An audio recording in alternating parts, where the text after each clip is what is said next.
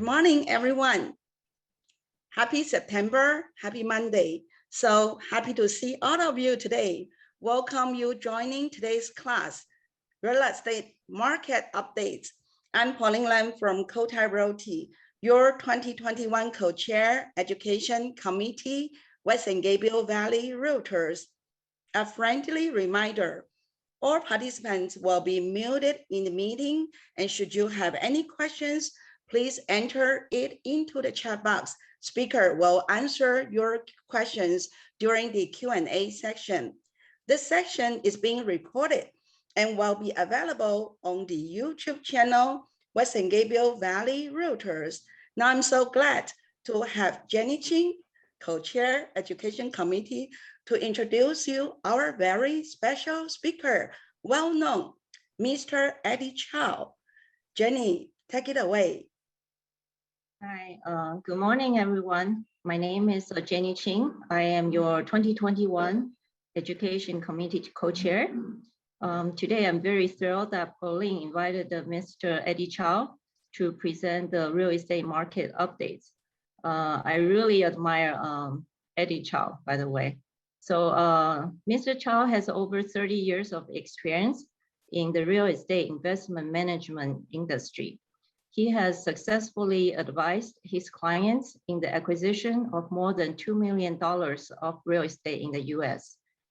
Notable transactions include the Marriott, Intercontinental, Billmore, the Mandarin Oriental, and the Hilton hotels in various cities. Also, he has done millions of square feet of office buildings, shopping centers, and the multifamily units in California and the other states. Over the years, Mr. Chow has received numerous professional designations, such as CCIM, SIOR, CPM, CIPS, CEC, ALC, and the CREA. In addition to his business activities, Mr. Chow has served as committee member and the past vice chairman of the International Education Task Force of CCIM, as well as past president and director of the Chinese American Real Estate Professional Association of Southern California. Mr. Chow is a recipient of considerable awards and honors from various organizations, including Who's Who in Commercial Real Estate, Investor of the Year, Who's Who in Real Estate and Development Industries, Who's Who in Creative Real Estate, and Man of Achievement. He was selected by the Los Angeles Downtown News as top deal maker in Los Angeles. He's also a frequent lecturer, writer, and often quoted authority on real estate and international matters. He received his BA degree from the University of Chinese Culture and attended graduate school at the University of Idaho. Quite an achievement. So without further ado, let's welcome Mr. Eddie Chow. Thank you. Thank you for your introduction. Let's get started because we have about, I think we have about 60 or 70 pages of the slides. So let's get started. Let's look at the key economic data first before we go to each sectors. The GDP, as everybody knows, last year we dropped about 3.5%. This year, the first quarter is about 6.3% increase. Second quarter, 6.6% increase. Third quarter, we anticipate it's going to go down to a 5.5. The whole year estimate 5.9, and the GDP estimated for 2022, 4.9%. So let's look at it, the unemployed and job gains. From this chart, you can look at it. Last year we lost about 22.4 million employment, and then this year it's increased to 17, and we're still short about 8.4 million. and which equals to a 1.6% lower than 2019. So job change by market. I highlight a few markets which people will pay more attention to because we're on the West Coast. Las Vegas got about 18.1% job increase. Los Angeles 6.7%, San Jose 5.6%, San Francisco 5%. And top and bottom of population growth. This all related to the value of the commercial real estate. So this is kind of important to know. Look at it, the population growth: Phoenix 1.6, Austin 2.4, Houston 1.3, Dallas 1.3, Las Vegas 0.9. But on the other side, look at it, the Los Angeles, we lost about 0.6%. San Francisco, we lost about 0.5%. Don't forget that Los Angeles 0.6%. It's a much bigger base than Austin now. They have a 2.4% gain. So in other words, Los Angeles, we lost a lot of people. We have a lot of people moved to the other states, including a business. Then this page, look at it, the economic recovery. Basically, from 2020 April to now, we're on the right track. We have about 16.6% of increase on retail, core retail. And look at it, the asset and deposit. Asset deposits not from last year 2020s to now, we increased 4.8% now, 4.8 trillion. That's a lot of money. That's a lot of money for deposit and liquid assets. Yeah. So that, back to the previous slide. That basically tells you the 4.8 trillion increase. That tells us that people are concerned. People are concerned about the future. And look at the Fed funds. Fed funds still remain very low, and hopefully will remain until 23, 24. But everybody says that the last quarter of this year, all the economists say that the last quarter of this year, basically the rate will start to increase. 10 years Treasury, as you can see, still remain very low, 1.3, and 30 years mortgage is about a little over 3%. Inflation, that's another issue that a lot of people are concerned. Right now, the inflation rate, the CPI, the inflation is about 5.3%, which is very, very high compared with it before. Now, usually our CPI is always below 2. And that's why when you look at the commercial lease, they always use 3%. As like an annual adjustment, but this is a much higher, 5.3%. Core CPI 3.6%. Actually, the core CPI I looked at it last night. It's not really 3.6. It's higher than the 3.6. It's 4.2.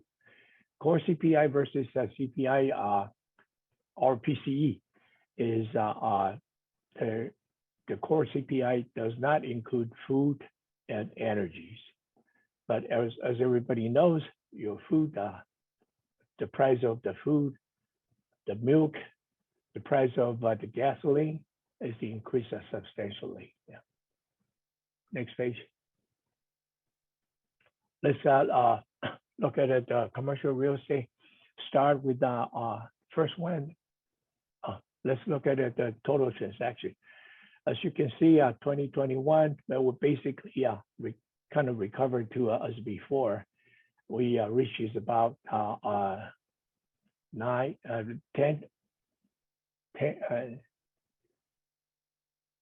trillion, 10 billion, okay, second quarter, as of second quarter, 10 billion, And commercial real estate affected by the pandemic in 2020, the most the sector impacted by the pandemic most seriously is the first one is hospitality. Second one is a shopping center. All the retails are impacted pretty bad in last year. The sector doesn't get hurt much.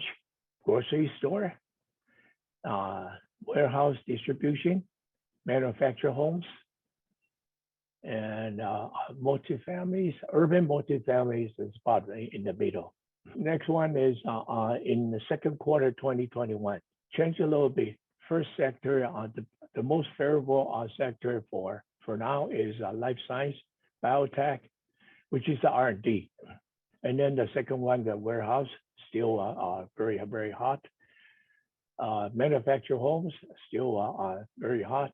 Multifamilies, suburban multifamilies, then urban multifamilies. On the other hand, the lower tier, the shopping centers, one sectors that you can see which increase from the bottom to almost in the middle is hospitalities. So the hotel recovered pretty well. The average cap rate versus 10 years Treasury, from you can see from 1992, 94, and 97, all these are the times that we have a difficulty on the real estate. So you look at it, it's the spread is about 430, 400, in between 580 to 430. No, yeah, 430. Except that the 06, that's the best time of the real estate performance. So basically, this tells you 490 basis point tells you one thing that people are still very concerned to put money into the real estate. Let's start at multifamilies. 2020 and 2021, as you can see, the absorption is tremendous, higher than the average. Deliver is pretty much as before.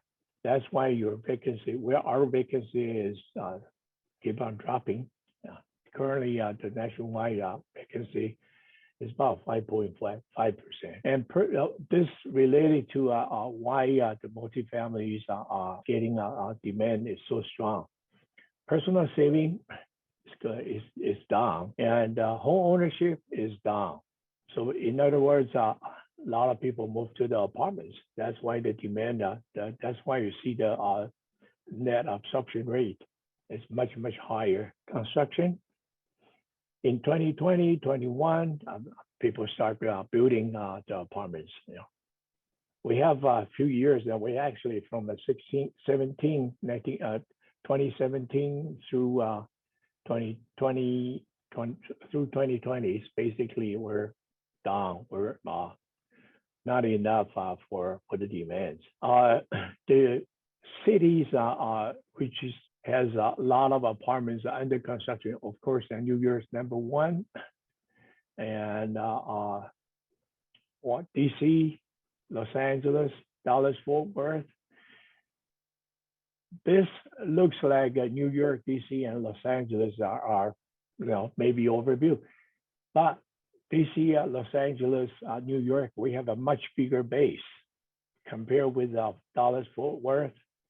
Fort Worth with 23,000 units being built, and Fort Worth it's only 6 million people compared with us. Now it's a much smaller cities. And net delivered. So look at this chart. Dallas-Fort Worth delivered 27,000. New York is 17,000.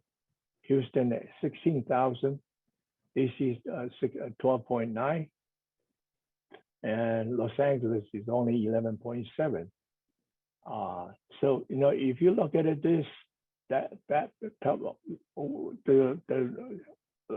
next chart that we're going to see is go back to the next chart we're going to see is why Dallas, Houston, or Austin they do not have much rent increase because it's oversupply. But look at it, this 27.7 versus their total population. This is a substantial total inventory, apartment inventory. This is a substantial increase. So that's why their rent is not going up, instead going down, even though they have a lot of jobs. Rent growth, this nationwide rent growth year over year rent change. We anticipate the rent will gradually going down. From 2020-21, the rent increases substantially, but the rent we anticipate will gradually go down because of the supply. And rent growth by the market, as you can see on this one, you don't see rent growth by percentage-wise by the cities. You don't see Dallas-Fort Worth in there. You see Austin in there. You don't see Houston in there. Instead, you see Inland Empires. You see Las Vegas. You see Phoenix. Rent growth. Rent growth is basically the demand is very strong there. On the chart on the right-hand side, this is you see the Houston, they're going down. Oh, no. This one is not. You see Houston is only 5.8%. It's a much lower than Phoenix, 18.53%. And you see some cities like San Jose, San Francisco, it's negative. Los Angeles, 2.4%. This is the multifamily market cycle. Basically, we divide it into from a recession, recovery, expansion, hypersupply. So from this chart, you can see Los Angeles, we're still in the recovery. So in other words, you buy any apartments in Los Angeles, your rent supposed continue to grow. On the other hand, you look at it, Austin, or you look at it, Dallas-Fort Worth. They're either on the top or they're on the right-hand side, which is the end of expansion. Houston, Dallas. But this gives you some idea that if you advise your clients to invest in what cities for apartments, this gives you a very good idea. Next page. Multifamily sales volume by market. Sales, Dallas-Fort Worth number one. The reason is very simple. Everybody built, and after they build, they know it will be overbuilt very soon. Everybody is trying to sell. So that's why you can see a lot of inventory from Dallas-Fort Worth or Phoenix or Houston markets because it's overbuilt. And then you may say that, what about Phoenix? Phoenix, the sales, mainly because the Phoenix is based on the job growth, the population growth. Phoenix is a very good market to consider. The market price, year-over-year price change, you can see it from 2020, we reached the peak and gradually going down. In terms of average price per unit, still going up, and going up actually, and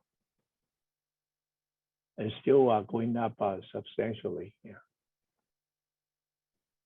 National multifamily cap rate basically remain pretty much the same from 2020 first through the next 4 or 5 years, and it will be remained very low. The chart you see here, the 5% is national average.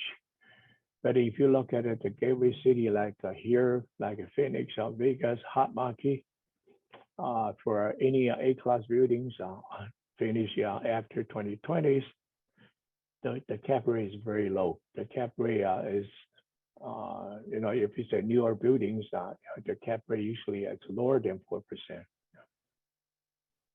Hey, there's back to Okay. On the other hand, this shows you the corporate BBB rating yield, which is still very low.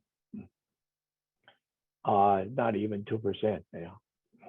But from this year and going forward, the BBB corporate yields it will gradually go up. On the other hand, apartments cap rate will go flat. That basically tells you the investor has the alternative to consider other investment. Office in 2020, 2021, the net absorption now is negative by almost 40 million square foot being vacated.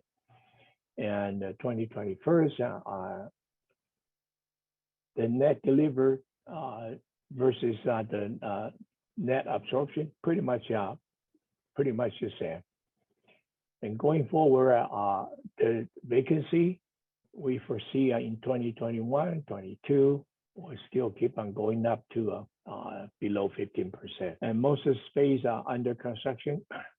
New York 22.6, LA 6.3, Austin, Dallas, Fort Worth, San Jose, they're all many square footage. The net delivered, New York again still the number one, Dallas, Fort Worth 4.8. All these charts tells you one thing. You got to be very careful if you invest in commercial real estate in Dallas or Fort Worth or Austin or Houston, because those areas their entitlement is a lot faster than Southern California or than any other cities. So in other words, if they see the market is good next year, then you're gonna have a competition next door. Yeah. So that's why you see the Dallas Fort Worth 4.8 million square foot. Even they have a lot of jobs. They increase a lot of jobs. They increase the populations. Net absorption. The 4-5 stars. In other words, the A-class buildings they're still in negative. Yeah. A lot of office space has been vacated, and it seems like the C-class buildings it doesn't impact that much. The B-class second, and A-class is the impact is the one being impacted the most. Net absorption. Office buildings, as you can see, in Los Angeles, we are in here, yeah. We're at 9.5 million square foot being vacated now. And New York, 27%, 27.2 million being vacated. Yeah. San Francisco, 6.9%, million square foot being vacated. Office market, you can look at it, the recovery, Dallas Fort Worth still in the recovery. The Fort Worth is in Dallas is on the first phase of recovery, and Fort Worth is on the second phase. Look at it, Austin. Austin has been built many office buildings. It's currently on the first phase of expansion. And look at it, the hyper supply, New York. Where's New York? Let's go to the next page. You can have the slides. Now I saw somebody asking, can we have the slides? Yes, you can have the slides.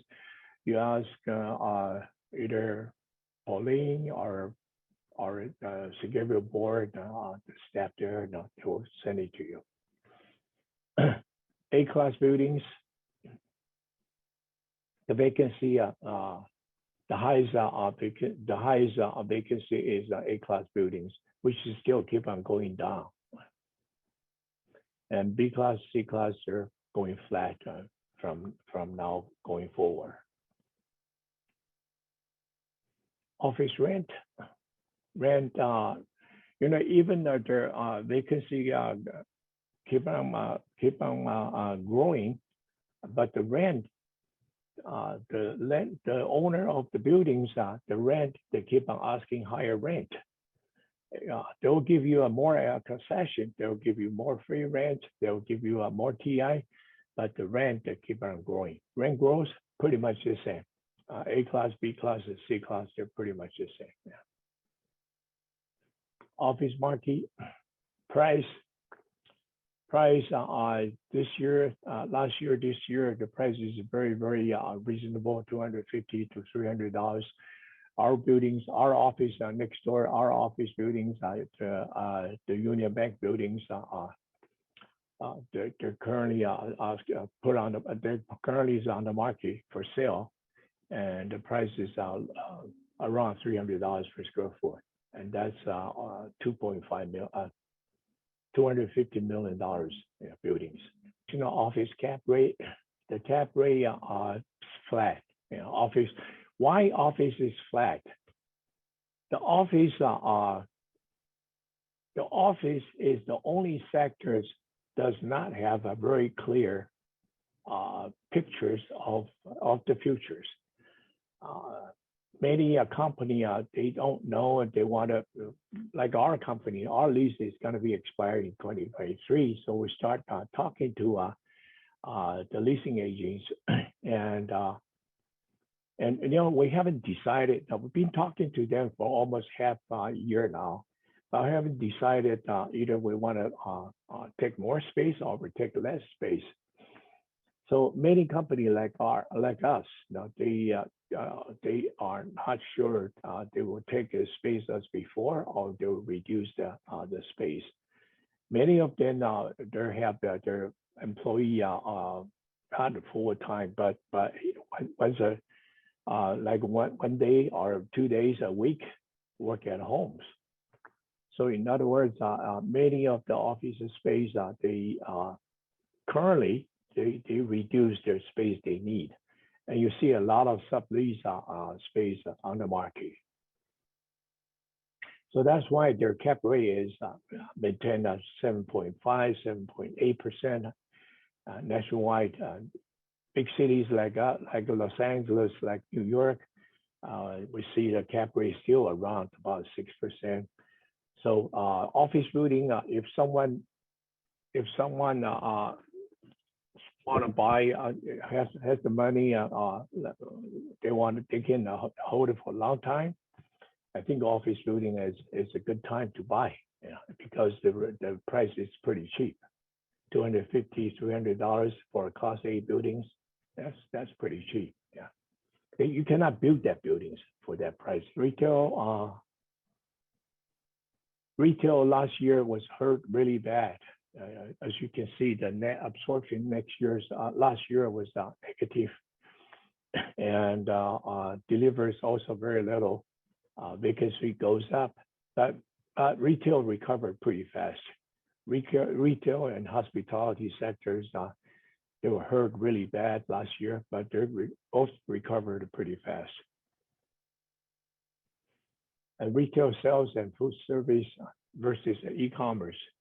Last year, e-commerce increased substantially from 12-13% up to 16-17% for e-commerce.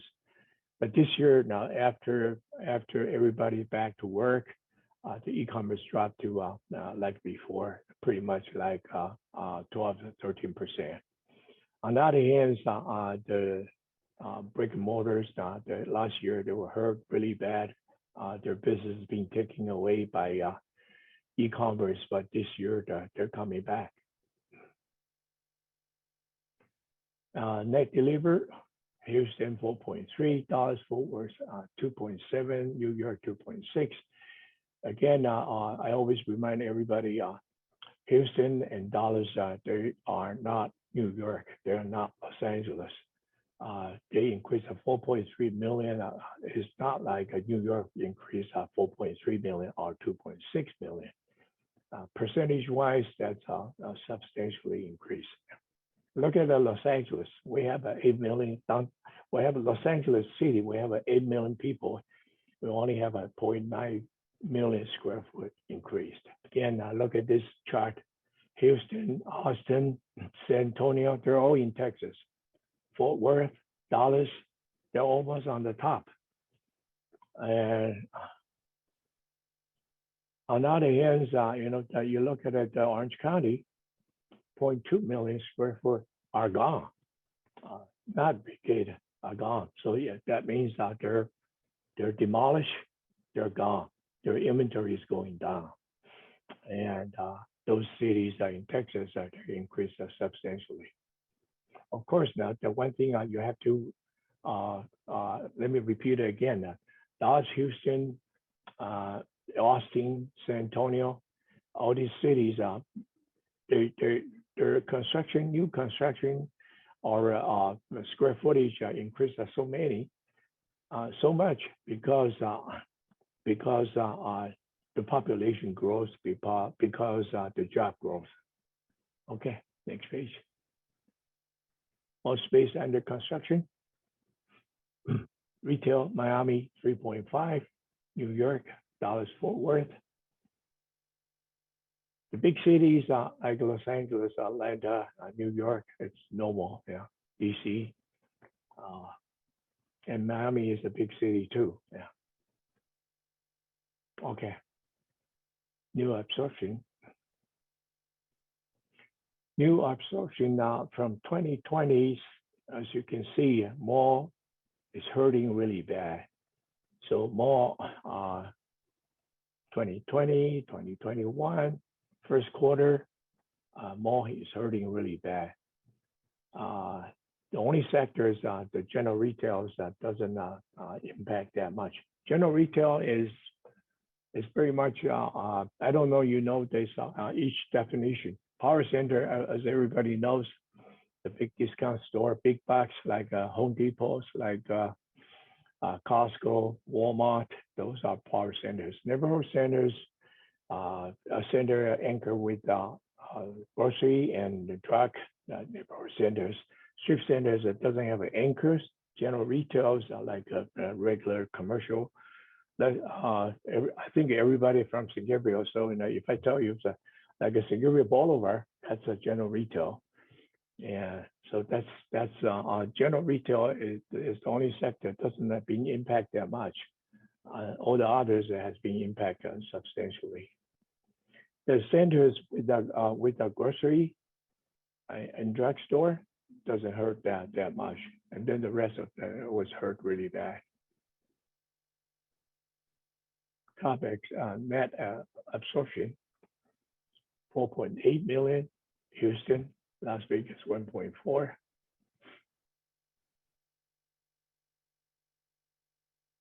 Do we have Inland Empires on the previous page?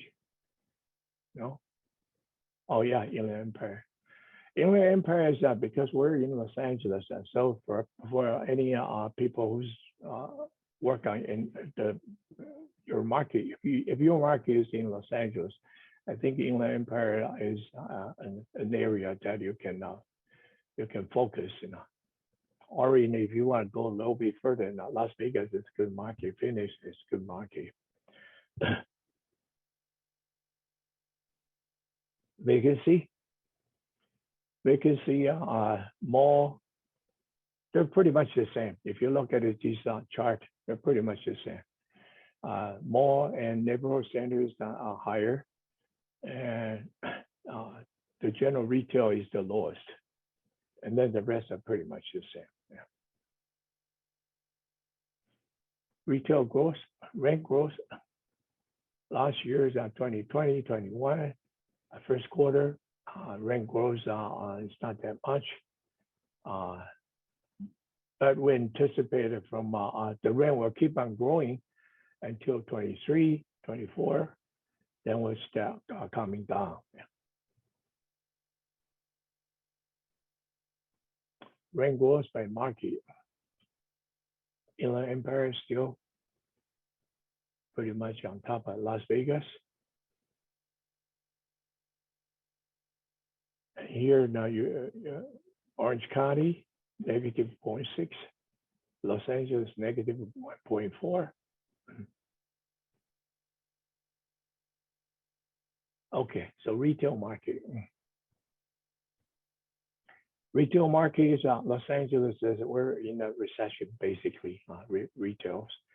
And if you look at it, the market that you want to focus on recovery, I think let me see any cities in recovery. Las Vegas, it's a good market.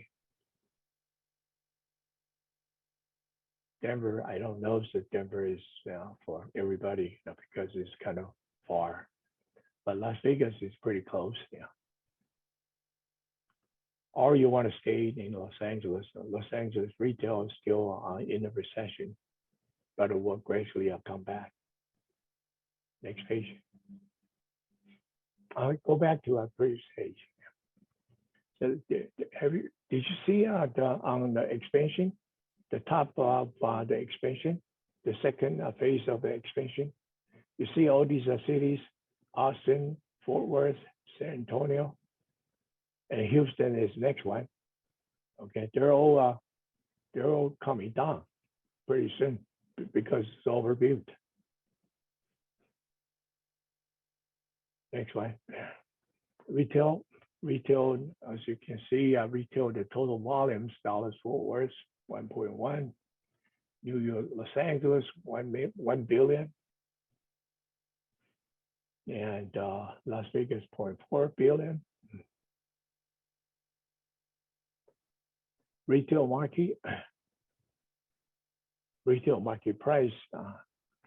Retail when anticipated from 2021 to through the forwarding the next 4 or 5 years, that we anticipate price will goes up to from today 175 to 220 in that range, and another 15-20% increase.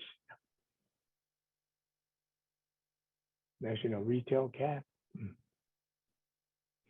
National retail cap is about 7.2%, going flat versus BBB bond yield. BBB bond yield is getting a little bit higher for the next few years. Yeah. Industrial, as everybody knows, since pandemic, the industrial, the vacancy on this chart, the green lines, the vacancy keep on going down, and by 1920 goes up a little bit. 21, the vacancy goes down again, and net absorption versus net deliver. There's a lot of industrials under construction. If you go to Inland Empire today, you want to buy a piece of the dirt and build a warehouse, it's hard to find a warehouse.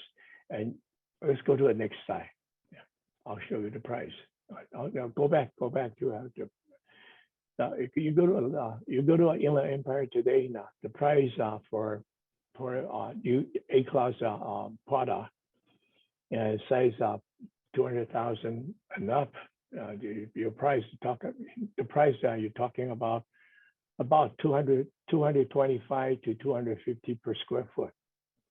So that's very, very high compared with 5 years ago. Now you can get it from 120 to 150. Net deliver, Dallas Fort Worth, Houston, Inland Empire. Inland Empire, everybody understand because we have a Long Beach port here. But Houston, Dallas Fort Worth, Houston, you've got so many square foot and within such a short time. And Phoenix too, yeah. Okay. Net deliver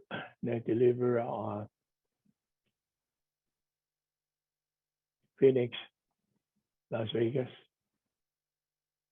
Inland Empire.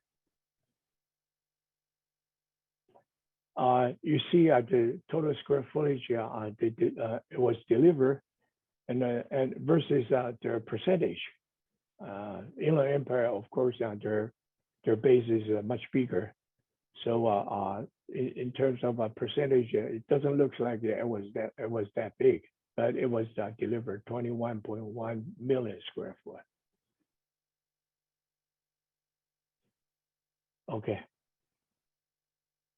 Most space under construction, Dallas Fort Worth, 38.2, Inland Empire, 27. Atlanta is a big city, 24.8, Phoenix, 22.5.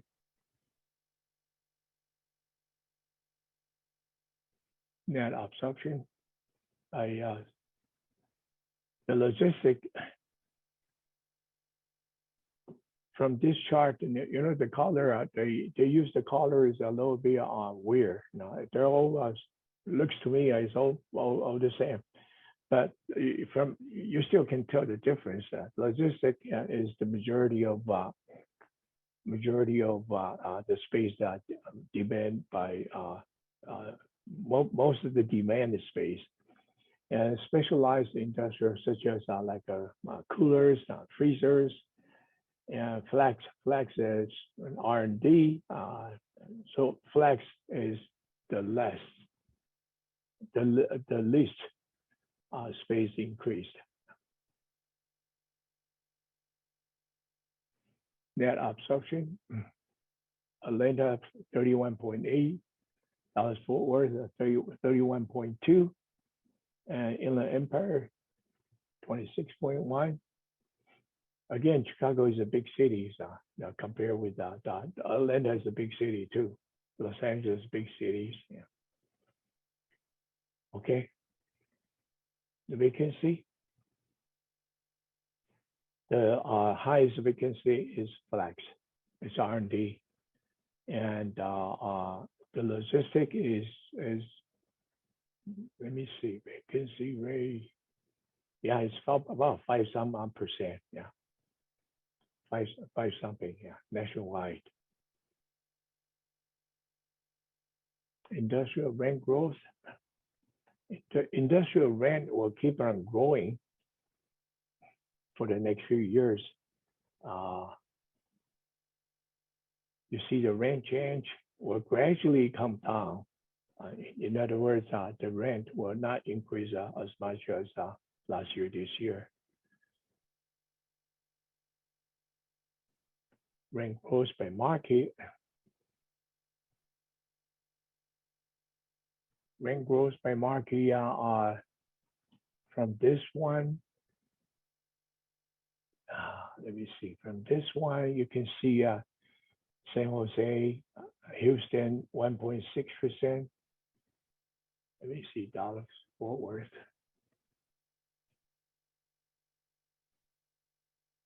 Fort Worth, even not in Dallas Fort Worth, even not in there. Rent growth Inland Empire is still very strong, 9.5%.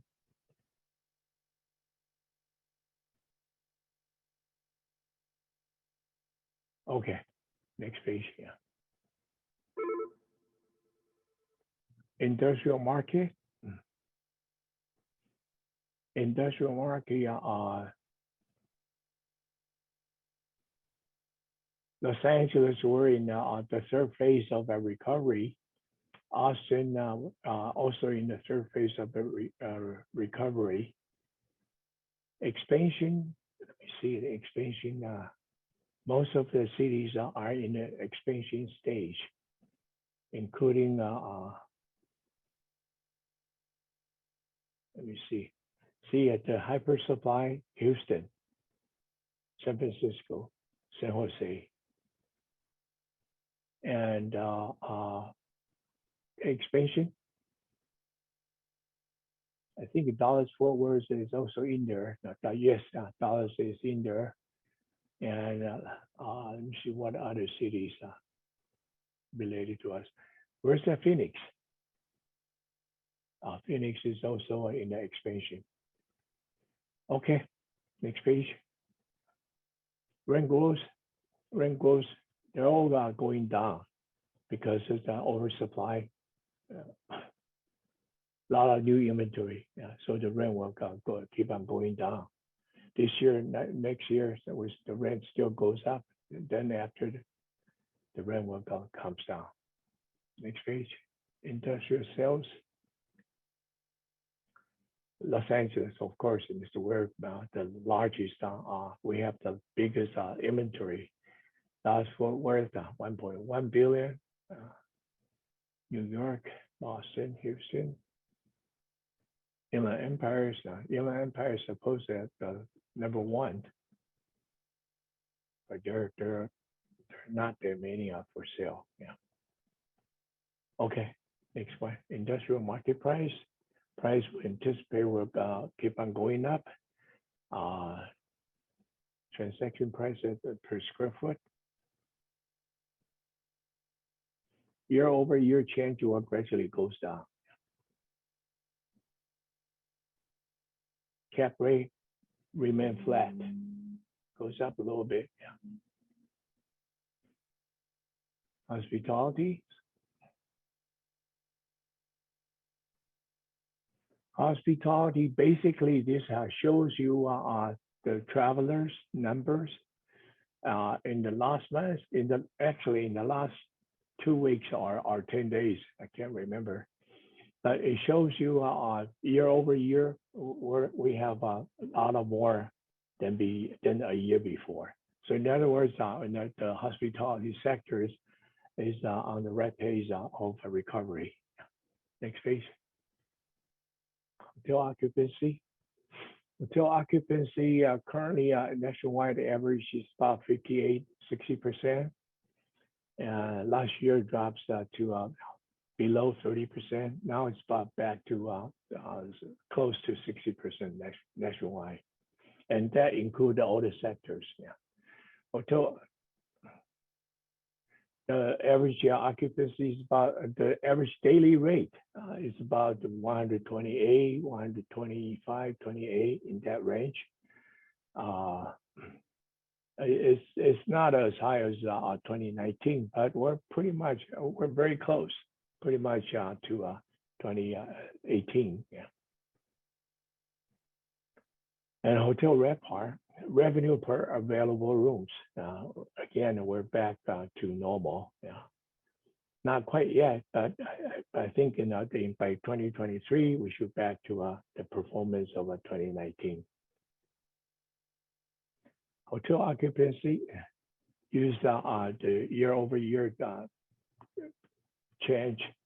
Last year July about 48.2%. For economic, okay.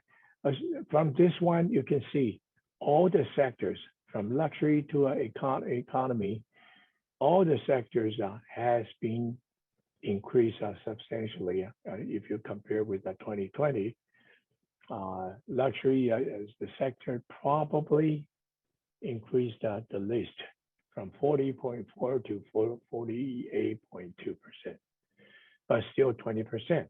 Compare with the others, the upscale, the upper mid-scales, they all increased quite a bit. Yeah. Average daily rate.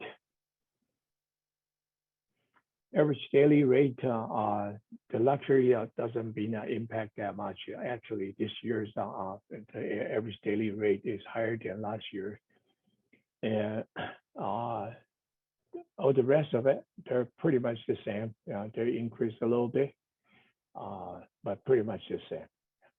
Not like a luxury.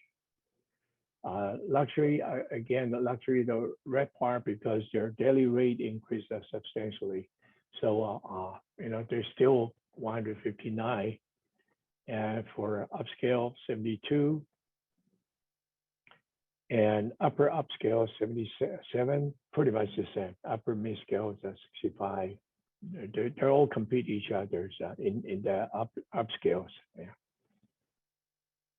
Okay, and hotel sales. Los Angeles 0.6 billion. Orlando has a lot of hotels for sale. Yeah, sold, not for sale. In fact, the hotel market in 2020 and 2021, not that much transaction. In fact, from 2020 to 2021, September, I think Los Angeles only has about 18 hotels being transacted for the room over 150s. So not that many hotels are being sold.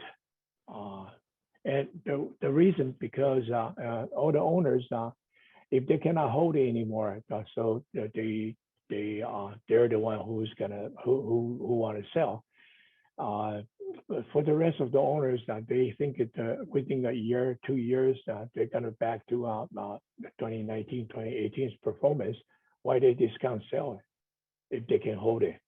So that's why you don't see that many transactions. Yeah. Okay. Hotel market price. Market price keep on going up and actually are going up substantially compared with last year. National hotel cap rate is about 8.7 in that range, national average. And but again, this is a national average, and that covers from a luxury all the way to an economy.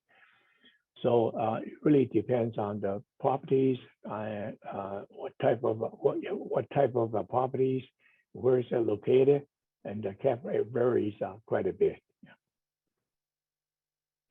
Conclusion, I think the issues that everybody needs to pay attention. The GDP growth. Are we still have a strong growth? We don't know because there's a Delta variant, and the interest rate will remain low. We don't know. Okay, the Fed says that they're gonna start. They're not going to stop buying back all these bonds, all these debts from the lenders, from the corporation. So in other words, the rate will goes up. The inflation, are we going to have an inflation? We don't know. And besides the political stabilities, it's also a unknown. So we got a lot of unknown situation. So that's why either you invest in real estate or you invest in stock markets. There's a lot of factors will impact the performance of each sectors. Opportunities. I think that the opportunity is take advantage of the low rate. Either you want refinance or you want to do the new acquisition. The low rate, this is a historical low, so you should take advantage of that. Anybody want to do a 1031 or you want to sell and don't want to pay tax, you can have a 1031 or remember 1031 may take away by end of this year because the Biden administration they need tax dollars to support the older plans, the infrastructure plans, all the plans that they need monies. So the 1031 is one of the sectors that they look at very carefully.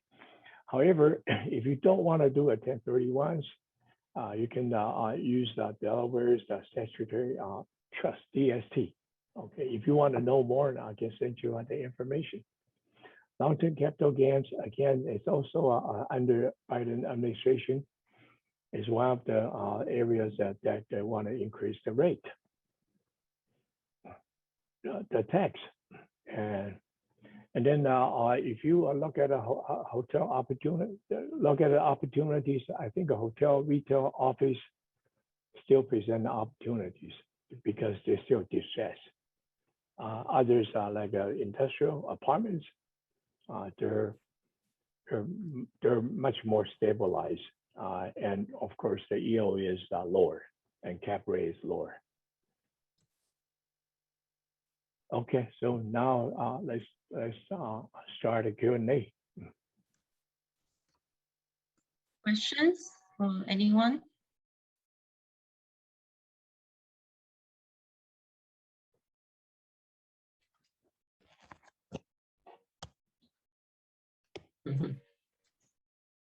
The only question was can we have the slides after this class? I think the answer is yes. Yeah. So we will email out the slides. Sure. Can we have 1031 DSP information? 1031, sure. Yeah. I'll send it to Pauline. Or send it to whom? Send it to you. Okay. I'll send it 1031 and DST to you. Okay.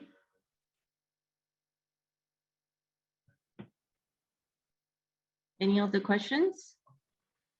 What's your perspective in terms of multifamily in Georgia from Sophie? Sure.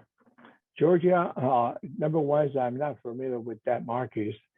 Second, Georgia is not a market that either they're the best or the worst. So I think they're pretty much as before. You don't see Georgia, you don't see, you talk about Georgia State or you're talking about Atlanta?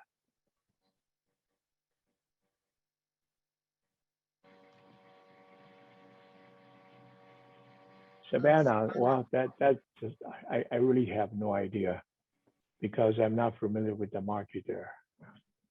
Now, overall, Atlanta is a big city. Atlanta, I think in multifamily is still doing well, but they're not on the top of either rent growth or job growth, and they're not also on the bottom. So, you know, it's normal.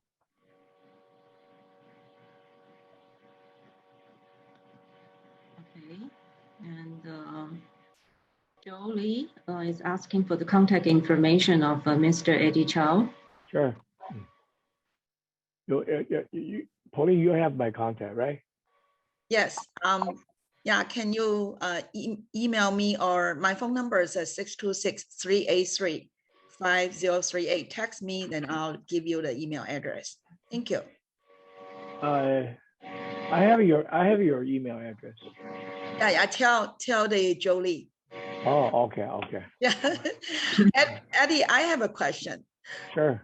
Throughout your so detailed information and teachers today, overall during the pandemic, what we face, and then what is the difference in job change and population move growth and supply and demand relationship? How do you think we see the Inland Empire is one of the place we can focus, right? How do you think that? Yes, Inland Empire is in terms of, let's talk about the hottest two items, either multifamilies or industrial. Either industrial or multifamilies, Inland Empire is rating always at the top of the nationwide, at the top of on the list. So Inland Empire is a good place, if particularly in Southern California, and I assume all the audience they're in Southern California, so Inland Empire is not that far. You don't have to drive 3.5 hours to Las Vegas or 5 hours to Phoenix. So I think the Inland Empire is a good place to look at it. The problem is that the Inland Empire does have a lot of industrial, but they're not for sale. Okay, so you don't see that many for sale.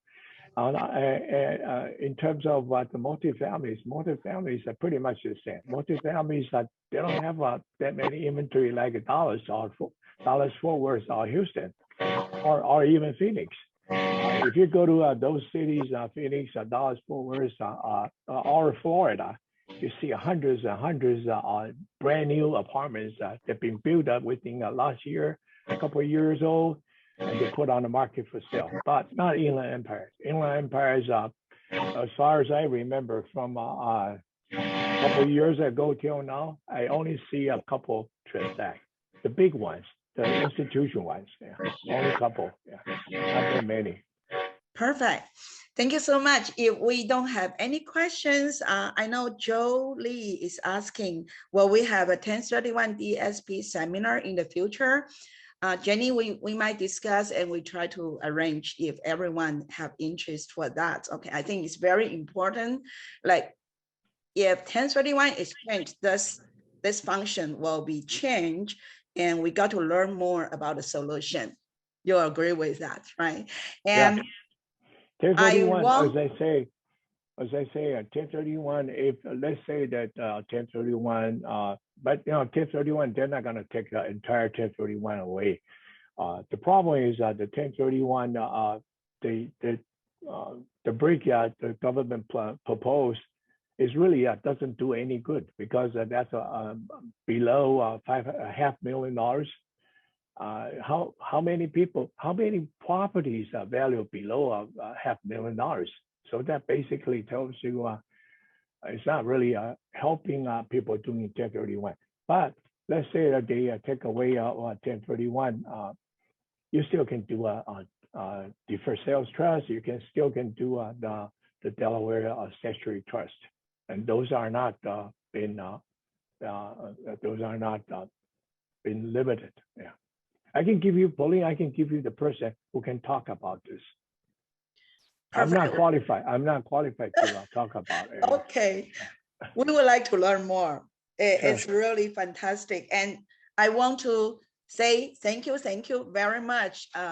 Eddie, I know you're so busy, and then you're a lot of things to go ongoing, and you will spend the time with us and prepare so invaluable information to us. We're so fortunate to have you today to learn about real estate market updates nationwide and locally. On behalf of Western Gilville Valley Realtors, we truly thank you, Mr. Eddie Chow, for your informative and powerful speech with us. We look forward to seeing you at our board personally and happily greet each other. Thank you so much. And I want to remind tomorrow we have another good class. Rev up with your more listing with reverse mortgage. It's tomorrow, 11 o'clock. And don't miss out the Wednesday Realtor Safety Summit, this annual event we do in the Zoom, and we have 3 powerful speakers to tell about us as a realtor. How do we protect ourselves in your working and you even at home or in the public area, and then we can protect us, protect our coworker and our family.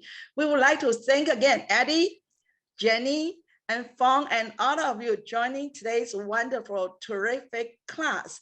And we see you tomorrow at 11. And for those need a PowerPoint, don't be hesitate to contact Fong or me myself to get it. And we see you soon, Eddie.